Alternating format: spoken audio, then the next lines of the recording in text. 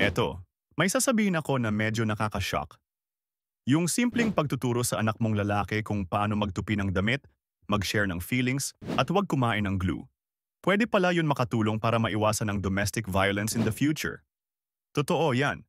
Sabi ng Australian Institute of Family Studies, oo, legit sila, kapag malapit at puno ng affection ang relationship ng tatay at anak na lalaki, may 48% less chance na maging violent siya sa future relationship niya.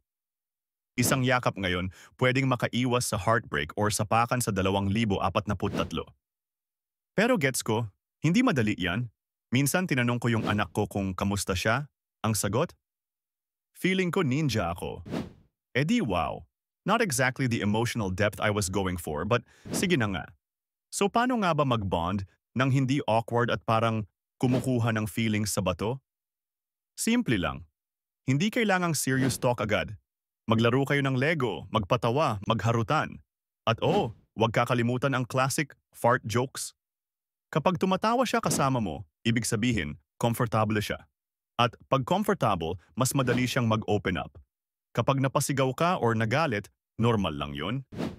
Pero kung marunong kang humingi ng sorry, natututo rin siyang maging humble at emotionally aware. At syempre, baka matuto siyang humingi ng sorry pag nabasag niya ang TV mo. Balang araw, sabihin mo sa kanya na hindi ibig sabihin ng pagiging strong ay walang emosyon.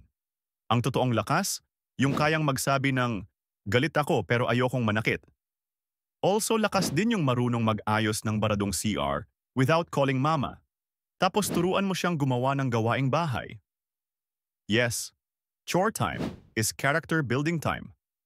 Habang naglilinis siya, singitan mo ng life lessons. Anak, ang healthy relationship ay hindi nagsisimula sa selos at hindi dapat nauuwi sa sigawan. Let the sponge soak up wisdom too, hindi lang bubbles.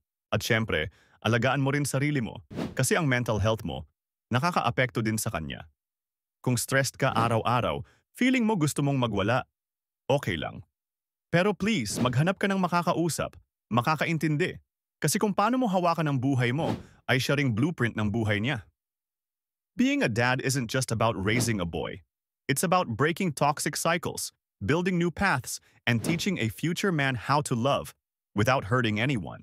So next time you're playing catch, watching cartoons, or umiiyak kay Simba, remember you're not just bonding. You're helping prevent domestic violence one moment at a time. At kung sabay pa kayong nagtutupi ng damit, certified hero movie yan, bro.